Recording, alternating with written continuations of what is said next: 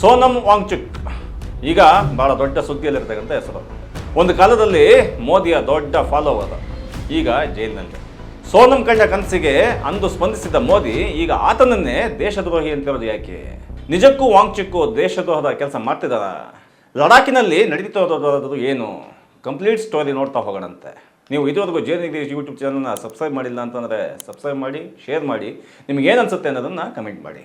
ನೀವು ಅಮೀರ್ ಖಾನ್ ನಿರ್ಮಾಣ ಹಾಗೂ ನಿರ್ದೇಶನದ 3 Idiots ಸಿನಿಮಾ ನೋಡಿರ್ತೀರಿ. ಒಂದು ಒಳ್ಳೆಯ ಸಿನಿಮಾ. ಅದರಲ್ಲಿ ಅಮೀರ್ ಖಾನ್ ಮಾತ್ರ ಮಾಡಿದ್ದಂತೂ ಜನರ ಮನಸೂರೆಗೊಂಡಿತ್ತು. ಆ ಪಾತ್ರಕ್ಕೆ ಮೂಲ ಪ್ರೇರಣೆಯೇ ಈಗ ಅರೆಸ್ಟ್ ಆಗಿರುವ ಸೋನಂ ವಾಂಗ್ಚುಕ್. ಯಾರು ಈ ಸೋನಂ ವಾಂಗ್ಚುಕ್? ಯಾಕಿಷ್ಟು ಆತನ ಕುರಿತಾಗಿ ಮಾತುಕತೆ ನಡೀತಾ ಇದೆ? ಯಾಕೆ ದೇಶದ್ರೋಹ ಅಂತಹ ಮಾದರಿ ಮನುಷ್ಯನನ್ನ ಜೈಲಿಗೆ ಕಳಿಸಿದ್ದಾರೆ? ಮೋದಿ ವಿಚಾರಕ್ಕೂ ಈ ವಾಂಗ್ಚುಕ್ ವಿಚಾರಕ್ಕೂ ಏನು ಸಾಮ್ಯತೆ, ಏನು ಡಿಫರೆನ್ಸು? ಸೋನಂ ವಾಂಗ್ಚುಕ್ ಒಬ್ಬ ಪ್ರಸಿದ್ಧ ಭಾರತೀಯ ಇಂಜಿನಿಯರ್. ಆತನ ಸಂಶೋಧನೆಗಳು ನಿಜಕ್ಕೂ ನಮ್ಮ ದೇಶದ ಎಲ್ಲ ಭಾಗದ ಯುವಕರಿಗೂ ಪ್ರೇರಣಾದಾಯಕವಾದದ್ದು. ಕ್ಲೈಮೇಟ್ ಚೇಂಜ್ ಪರಿಣಾಮವಾಗಿ ಏರ್ತಾ ಇರತಕ್ಕಂಥ ತಾಪಮಾನ ಇದೆಯಲ್ಲ, ಅದರಿಂದಾಗಿ ಹಿಮಗಡ್ಡೆಗಳೆಲ್ಲ ಕರಗೋಗಿ ನೀರೇ ಸಿಗ್ತಿಲ್ಲ ಅನ್ನೋದನ್ನು ಗಮನಿಸಿದ್ದು ಈ ಸೋನಂ. ಆ ಕಾರಣಕ್ಕೋಸ್ಕರವಾಗಿ ಹಿಮಸ್ತೂಪಗಳನ್ನು ಕಟ್ಟುವ ಕಲೆಯನ್ನು ಲಡಾಖ್ ಜನರಿಗೆ ಕಲಿಸ್ಕೊಡ್ತಾನೆ. ಎರಡನೇದಾಗಿ ಭಾಳ ಮುಖ್ಯವಾಗಿ ಭಾರತ ಮತ್ತು ಚೀನಾ ಗಡಿಯಲ್ಲಿ ಭಾರತೀಯ ಸೈನಿಕರು ಹೊರಿತಕ್ಕಂಥ ಚಳಿಲಲ್ಲಿ ಕಂಗಾಲಾಗದಿರಲಿ ಅಂಥೇಳಿ ಅವರಿಗೆ ಬೆಚ್ಚನೆಯ ಟೆಂಟನ್ನು ಕಂಡುಹಿಡಿದ್ರು. ಚಳಿಗಾಲದಲ್ಲಿ -50 ಡಿಗ್ರಿ ತಲುಪುವ ಆನ್ಲೆ ದ್ರಾಸ್, ಸಿಯಾಚಿನ್ನಂತಹ ಜಾಗಗಳಲ್ಲಿ ನಮ್ಮ ಸೈನಿಕರು ಬೆಚ್ಚಗೆ ನೆಮ್ಮದಿಯಿಂದ ಉಸಿರು ಬಿಡುವಂತಾಗಲಿ ಅಂತ ಆಶಿಸಿದವನು ಸೋನಂ. ಒಬ್ಬ ಇಂಜಿನಿಯರು ತಾನು ಬದುಕು ಮತ್ತು ತಾನು ಹುಟ್ಟಿ ಬಂದ ಜಾಗಕ್ಕೆ ಕಾಣಿಕೆ ಕೊಡಲಿಲ್ಲ ಅಂತಂದರೆ ಆ ಇಂಜಿನಿಯರ್ ಎಜುಕೇಷನ್ಗೆ ಇನ್ಯಾವ ಪ್ರಯೋಜನ? ನಮ್ಮ ಸಕಲೇಶ್ಪುರ, ಮೂಡಿಗೆರೆ, ಶಿರ್ಸಿ, ಉತ್ತರ ಕನ್ನಡ ಎಲ್ಲ ಸೇರಿದಂಥ ಮಲೆನಾಡಿನ ಯುವಕರಿಗೆ ಪ್ರಮುಖವಾಗಿ ಈ ವಾಂಗ್ಚುಕ್ ಮಾದರಿ ಆಗಬೇಕಾಗಿದೆ. ಆತ ಏನು ಕೆಲಸ ಮಾಡಿದ್ದಾನೆ, ನಮ್ಮ ಊರಿಗೆ ಏನು ಮಾಡ್ಬೋದು ಒಬ್ಬ ಇಂಜಿನಿಯರ್ ಅಂತ ನೋಡಬೇಕು ಅಂತಂದರೆ ಈ ವಾಂಗ್ಚುಕ್ನ ನೋಡಬೇಕಾಗತ್ತೆ. ನಮ್ಮ ಮಲೆನಾಡಿನ ಭಾಗದ ಯುವಕರಲ್ಲಿ ಬಹುತೇಕರು ವಾಂಗ್ಚುಕ್ ರೀತಿಯಲ್ಲೇ ಮೋದಿ ಫಾಲೋವರ್ಸು. ವಾಂಗ್ಚುಕ್ ರೀತಿಯಲ್ಲೇ ಪ್ರಯೋಗಾತ್ಮಕದ ಗುಣ ಇರ್ತಕ್ಕಂಥವ್ರು. ಹಾಗೆಯೇ ಸಕಲೇಶ್ಪುರ ಹಾಗೂ ಇಡೀ ಮಲೆನಾಡು ಈಗ ಲಡಾಖ್ ಯಾವ ಪರಿಸರದ ಸಮಸ್ಯೆ ಅನುಭವಿಸ್ತಾ ಇದೆಯಲ್ಲ, ಅಂತಹದೇ ಸಮಸ್ಯೆಗಳನ್ನು ಸ್ವಲ್ಪ ಬೇರೆ ರೀತಿಯಲ್ಲಿ ಅನುಭವಿಸ್ತಾ ಇದೆ. ಇಂಜಿನಿಯರಿಂಗ್ ಜೊತೆಗೆ ವಾಂಗ್ಚುಕ್ ಲಡಾಖ್ನ ಶಿಕ್ಷಣ ವ್ಯವಸ್ಥೆಯನ್ನು ಸುಧಾರಿಸಲು ಕೂಡ ಕೆಲಸ ಮಾಡಿದಂಥವನು. ಅದಕ್ಕೋಸ್ಕರನೇ ಒಂದು ಮೂಮೆಂಟ್ನ ಶುರು ಮಾಡ್ತವನು. ಆ ಮೂಮೆಂಟಿಂದ ಲಡಾಖ್ನಲ್ಲಿ ಮಾಡಿದ ಕೆಲಸ ಇದೆಯಲ್ಲ, ಅದನ್ನ ಕ್ರಾಂತಿ ಅಂತ ಕರಿಬೋದು. ಆ ಮಟ್ಟದ ಕೆಲಸ ಆಗಿದೆ. ಇಷ್ಟೊಂದು ಸಮಾಜಮುಖಿ ಕೆಲಸ ಮಾಡ್ತಾ ಬಂದಿರತಕ್ಕಂಥ ವಾಂಗ್ಚುಕ್ಗೆ ಲಡಾಖ್ನಲ್ಲಿ ಕಳೆದ 10-12 ವರ್ಷಗಳಿಂದ ಆಗ್ತಿರ್ತಕ್ಕಂಥ ಅಭಿವೃದ್ಧಿಯ ಅವಘಡಗಳಿದಾವಲ್ಲ, ಅದು ತಟ್ಟಿದೆ. ಕಾಶ್ಮೀರದ ವಿಚಾರದಲ್ಲಿ ಆರ್ಟಿಕಲ್ 370 ತೆರವು ಮಾಡಿದ ನಂತರ ಅಲ್ಲಿನ ಸ್ಥಿತಿಗತಿ ಕಂಪ್ಲೀಟಾಗಿ ಬದಲಾಗಿ ಲಡಾಖ್ ಕೂಡ ತನ್ನ ಉಳಿಸ್ಕೊಂಡು ಜನ ನೆಮ್ಮದಿಯಾಗಿರ್ತಾರೆ ಅಂದ್ಕೊಂಡಿದ್ದ ವಾಂಗ್ಚುಕ್. ಆದರೆ ಆಗಿದ್ದೇ ಬೇರೆ. ಮೋದಿ ಸರ್ಕಾರ ಏಕಾಏಕಿ ಲಡಾಖ್ನಂತಹ ಸೂಕ್ಷ್ಮ ಪ್ರದೇಶದಲ್ಲಿ ದೆಹಲಿ ಮಾದರಿಯ ಅಭಿವೃದ್ಧಿಗೆ ಕೈ ಹಾಕ್ತು. ನಮ್ಮ ಲಡಾಖಿಗೆ ಬೇಕಿರೋದು ದೆಹಲಿ ಮಾಡೆಲ್ಲ, ಇಲ್ಲಿಗೆ ಬೇಕಿರೋದು ಅಭಿವೃದ್ಧಿ ಬೇಕು. ಆ ಅಭಿವೃದ್ಧಿ ಈ ಭಾಗದ ಜನರ ಸಂಸ್ಕೃತಿ, ನೆಮ್ಮದಿ ಕಾಪಾಡಂಗಿರಬೇಕು ಅಂತ ಹೋರಾಟ ಶುರು ಮಾಡಿದ ಈ ವಾಂಗ್ಚುಕ್. ನಮ್ಮ ಸಕಲೇಶ್ಪುರದಲ್ಲೂ ಕೂಡ ಆಗ್ಬೇಕಾದ್ರೆ ಇದೆ ಅಲ್ವಾ, ಎತ್ತಿ ನೋಡೆ ನಿಮ್ಮ ಹೆದ್ದಾರಿ ನಮ್ಮ ಮಲೆನಾಡಿಗೆ ಸೂಕ್ತ ಅಲ್ಲ, ಬೇಡವೇ ಬೇಡ ಅಂತ ವಾಂಗ್ಚುಕ್ ರೀತಿಯಲ್ಲೇ ಹೋರಾಟ ಮಾಡಬೇಕಾಗಿರ್ತಕ್ಕಂಥ ಒಬ್ಬ ನಾಯಕ ಬೇಕಾಗಿತ್ತು. ಆ ರೀತಿ ಆಗಿದ್ರೆ ನಮ್ಮ ಸಕಲೇಶ್ಪುರದ ಭಾಗದ ಕಥೆನೇ ಬೇರೆ ಆಗಿರ್ತಿತ್ತು. ಇಷ್ಟೆಲ್ಲ ಏನೋ ವಾಂಗ್ಚುಕ್ನನ್ನು ಜೈಲಿಗೆ ಕಳಿಸಿದ್ಯಾಕೆ? ಇದು ಪ್ರಮುಖವಾದ ಪ್ರಶ್ನೆ. ಸೋನಂ ವಾಂಗ್ಚುಕ್ ಉಪವಾಸ ಕೂತ, ಪ್ರತಿಭಟನೆ ಮಾಡ್ದ. ಈ ಉಪವಾಸದ ಪ್ರತಿಭಟನೆಯನ್ನು ಆತ 2024ರಲ್ಲಿ ದೆಹಲಿಯಲ್ಲಿ 16 ದಿವಸಗಳ ಕಾಲ ಮಾಡ್ದ. ಕೇಂದ್ರ ಸರ್ಕಾರದೊಂದಿಗೆ ಮಾತುಕತೆ ನಡೆಸಬೇಕು ಅನ್ನೋ ಒತ್ತಡವನ್ನು ಕೂಡ ಹಾಕ್ತಾರೆ. ಸತತ 4 ಬಾರಿ ಉಪವಾಸ ಸತ್ಯಾಗ್ರಹ ಕೂತಿದ್ದಾನೆ ಈ ವಾಂಗ್ಚುಕ್. ಕೆಲವು ಸಲ ರ್ಯಾಲಿಗಳನ್ನು ಮಾಡಿದ್ದಾನೆ, ಪ್ರತಿಭಟನೆಗಳನ್ನು ಕೂಡ ಮಾಡಿದ್ದಾನೆ.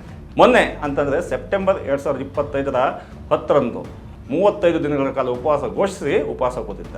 ಆದರೆ ಆತನ ಜನಪರ ಕಾಳಜಿ ಹಾಗೂ ಆತನ ವಯಸ್ಸಿಗೆ ತಗೋತಿದ್ದ ರಿಸ್ಕನ್ನು ನೋಡಿ ಲಡಾಖಿನ ಜನ ಸರ್ಕಾರದ ವಿರುದ್ಧ ಸಿಟ್ಟಾದರು. ವಾಂಗ್ಚುಕ್ ನಡೆಸ್ತಾ ಬಂದಿದ್ದ ಶಾಂತಿಯುತ ಪ್ರತಿಭಟನೆಯನ್ನು ಜನ ಹಿಂಸೆಯ ರೂಪಕ್ಕೆ ತೆಗೆದುಕೊಂಡವರು. ಅದು ಯಾವ ಮಟ್ಟಕ್ಕೆ ಅಂತಂದರೆ ಅಲ್ಲಿನ BJP ಆಫೀಸ್ಗೂ ಬೆಂಕಿ ಹಾಕಿದ್ರು, ಸೈನ್ಯದ ವಾಹನಗಳಿಗೂ ಬೆಂಕಿ ಹಾಕಿದ್ರು. ಹೇಳಿ ಕೇಳಿ ಇನ್ನೂ ನೇಪಾಳದ ಬಿಸಿ ಆರೇ ಇಲ್ಲ.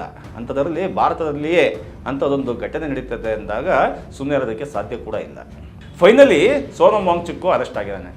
ಆತನನ್ನು 1000 ಕಿಲೋಮೀಟರ್ ದೂರದಲ್ಲಿರ್ತಕ್ಕಂಥ ಜೋಧ್ಪುರ ಜೈಲಿಗೆ ಕಳಿಸಿದ್ದಾರೆ. ಇಡೀ ದೇಶಾದ್ಯಂತ ವಾಂಗ್ಚುಕ್ ಬಗ್ಗೆ ಅಂದರೆ ಮೋದಿ ಅಭಿಮಾನಿಗಳೇ ಬೈಗಳದ ಸುರಿಮಳೆನೇ ಸುರಿಸ್ತಾ ಇದ್ದಾರೆ. ಇನ್ನು ವಾಂಗ್ಚುಕ್ ಮೇಲಿನ ಸೋಷಿಯಲ್ ಮೀಡಿಯಾ ದಾಳಿ ಅಂತೂ ಕೇಳೋದೇ ಬೇಕಾಗಿಲ್ಲ. ವಾಂಗ್ಚುಕ್ ಮಾಡಿರ್ತಕ್ಕಂಥ ಅವನ ಮನಸ್ಸಲ್ಲಿರ್ತಕ್ಕಂಥ ಭಾಳ ಪ್ರಮುಖವಾದ ವಿಷಯಗಳ ಬಗ್ಗೆ ನೋಡೋಣಂತೆ. ಲೇಹ್ ಮನಾಲಿ ಹೈವೇ ಮತ್ತು ಬಿಲ್ಸಾಪುರ್ ಲೇಹ್ ರೈಲು ಮಾರ್ಗ, ಇದರಿಂದ ದೊಡ್ಡ ಮಟ್ಟದ ಅನಾಹುತ ಸಂಭವಿಸುತ್ತೆ. ಎರಡನೇದಾಗಿ ಸೇನಾ ಚಟುವಟಿಕೆಗಳು, ಅದೇ ಮಿಲಿಟರಿದು ಹೆಚ್ಚಳದಿಂದಾಗಿ ಸ್ಥಳೀಯ ಮಾಲಿನ್ಯ ಹೆಚ್ಚಾಗಿದ್ದು ಗ್ಲೇಷಿಯರ್ ಕರಗುವಿಕೆ ಕಾರಣ ಆಗ್ತಾ ಇದೆ. ಮೂರನೇದಾಗಿ ಸರ್ಕಾರ ಉದ್ಯಾನವನಗಳು ಮತ್ತು ಹೈಡ್ರೋ ಎಲೆಕ್ಟ್ರಾನಿಕ್ ಪ್ರಾಜೆಕ್ಟು, ಉದಾಹರಣೆಗೆ ಗೀಥಾಂಗ್ ಹೈಡ್ರೋ ಪ್ರಾಜೆಕ್ಟ್ ನಡೆಸ್ತಾ ಇದೆ. ಇದರಿಂದ ಭೂಕುಸಿತ ಆಗಿ ಜನರ ಜೀವನ ನಾಶ ಆಗುತ್ತೆ. ನಾಲ್ಕನೇದು ಹ್ಯೂಜ್ ಇಂಡಿಯನ್ ಇಂಡಸ್ಟ್ರಿಯಲ್ ಪ್ಲಾಂಟ್ ಮತ್ತು ಸೌರ ಉದ್ಯಾನವನಗಳಿಂದ ಅಲ್ಲಿರ್ತಕ್ಕಂಥ ನೋಮಾಡ್ ಆದಿವಾಸಿಗಳು ಅವರ ಪಾಲಿಗೆ ಅದೊಂದು ಮರಣ ಶಾಸನ ಆಗಿದೆ. ಉದಾಹರಣೆಗೆ ಜಾಂಗ್ ಥಾಂಗ್ ಪ್ರದೇಶದ ಸೌರ ಯೋಜನೆಗೆ ಪಶ್ಚಿಮ ಉತ್ಪಾದನೆಗಳಿಗೆ ತುಂಬ ಧಕ್ಕೆ ಆಗ್ತಾ ಇದೆ. ಐದನೇದಾಗಿ ಗ್ಲೇಷಿಯರ್ ಸಂರಕ್ಷಣೆಗಾಗಿ ಕ್ಲೈಮೇಟ್ ಪಾಸ್ಟ್ ನಡೆಸ್ತಾ ಇದೆಯಲ್ಲ ಸರ್ಕಾರ, ಆ ಸರ್ಕಾರದ ಯೋಜನೆಗಿಂತ ಗ್ಲೇಷಿಯರ್ ಕರಗುವಿಕೆ ಜಾಸ್ತಿ ಆಗ್ತಾ ಇದೆ. ಫೈನಲಿ ಬಹಳ ಮುಖ್ಯವಾಗಿ 6th ಶೆಡ್ಯೂಲ್ ಬಗ್ಗೆ ವಾಂಗ್ಚುಕ್ ಗಂಭೀರವಾಗಿ ಮಾತಾಡ್ತಾನೆ. ಆ 6th ಶೆಡ್ಯೂಲ್ಗೆ ನಮ್ಮನ್ನು ಸೇರಿಸಿ ನಮಗೆ ಸಾಂವಿಧಾನಿಕ ರಕ್ಷಣೆ ಕೊಡಿ ಅಂತ ಕೇಳಿದ್ದಾನೆ. ಮೋದಿ ಮತ್ತು ಅವರ ಸರ್ಕಾರ 2019ರಲ್ಲಿ ಮಾಡೋಕೆ ಹೊರಟಿದ್ದು ಕೂಡ ಅದೇ ಅಲ್ವಾ. ಆದರೆ ಹೇಳದಂತೆ ಮಾಡದೆ ತಮ್ಮದೇ ಮೂಗಿನ ನೇರಕ್ಕೆ ಲಡಾಖಿನ ಭೂಮಿನ, ಅಲ್ಲಿನ ಮೂಲ ನಿವಾಸಿಗಳನ್ನು, ಅವರ ನೆಮ್ಮದಿಯನ್ನು ಪೂರ್ವಾಪಾರ ಯೋಚಿಸದೆ ಹಾಗೂ ಅವಘಡಗಳನ್ನು ಕೂಡ ಚಿಂತಿಸದೆ ಅಭಿವೃದ್ಧಿ ಅಂತ ಕೈ ಹಾಕಿದರೆ ಸುಮ್ಮನೆ ಇರೋಕ್ಕಾಗುತ್ತಾ? ನಾವು ಸಕಲೇಶ್ವರದ ಜನ ಬೆಟ್ಟವೇ ಕುಸಿದು ಬೀಳ್ತಾ ಇದ್ರು ಕೂಡ ಸುಮ್ಮನಿದ್ದೀವಿ ಅಂದರೆ ಲಡಾಖಿನ ಸಾಹಸಿ ಸೋನಮ್ ವಾಂಗ್ಚುಕ್ ಸುಮ್ಮನಿರ್ತಾನ. ಅವನದ್ದೇ ಆದ ದಾರಿಯಲ್ಲಿ ಹೋರಾಟ ಮಾಡ್ದ, ಉಪವಾಸ ಕೂತ. ಮಾಮೂಲಿನಂತೆ ಮೋದಿ ಆ್ಯಂಡ್ ಟೀಮು ಆತ ಏನು ಹೇಳ್ತಿದ್ದಾನೆ ಅನ್ನೋದನ್ನು ಕೇಳಿಸ್ಕೊಳ್ಳದೆ ನೆಗ್ಲೆಕ್ಟ್ ಮಾಡ್ತು. ಅದರ ಪರಿಣಾಮನೇ ಗಲಭೆ. ಇದಕ್ಕೆ ಸೋನಮ್ ವಾಂಗ್ಚುಕ್ ಹೇಗೆ ಕಾರಣ ಆಗ್ತಾನೆ? ಆತ ಕೇಳ್ತಿರೋದ್ರಲ್ಲಿ ಯಾವ ವಿಚಾರದಲ್ಲಿ ತಪ್ಪಿದೆ? ಆಗ 3 Idiots ಮೂಲಕ ಜನಕ್ಕೆ ಮಾದರಿಯಾಗಿರ್ತಕ್ಕಂಥ ಸೋನಮ್ ಈಗ ತನ್ನ ಈ ನಿಲುವುಗಳಿಂದಾಗಿ ದೇಶಕ್ಕೆ, ಈ ದೇಶದಲ್ಲಿ ಇರೋ ನಾನಾ ಭಾಗದ ಜನರಿಗೆ ಅಭಿವೃದ್ಧಿಯ ಮಾದರಿಯನ್ನು, ಜೊತೆಗೆ ಹೋರಾಟದ ಮಾದರಿಯನ್ನು ಕೂಡ ಹಾಕೊಟ್ಟಿದ್ದಾನೆ. ಆದರೆ ನಮ್ಮ ಸಕಲೇಶ್ಪುರಕ್ಕೆ, ನಮ್ಮ ಮಲೆನಾಡಿಗೆ ಈ ಸೋನಮ್ ವಾಂಗ್ಚುಕ್ ಅರ್ಥ ಆಗ್ತಾನ? ನಮ್ಮವರೆಗೂ ಒಬ್ಬ ವಾಂಗ್ಚುಕ್ ಸಿಗ್ತಾನ? ಗೊತ್ತಿಲ್ಲ. ಧನ್ಯವಾದಗಳು. ಚೆನುಗಿರಿ ಇದು ನಿಮ್ಮ ದನಿ.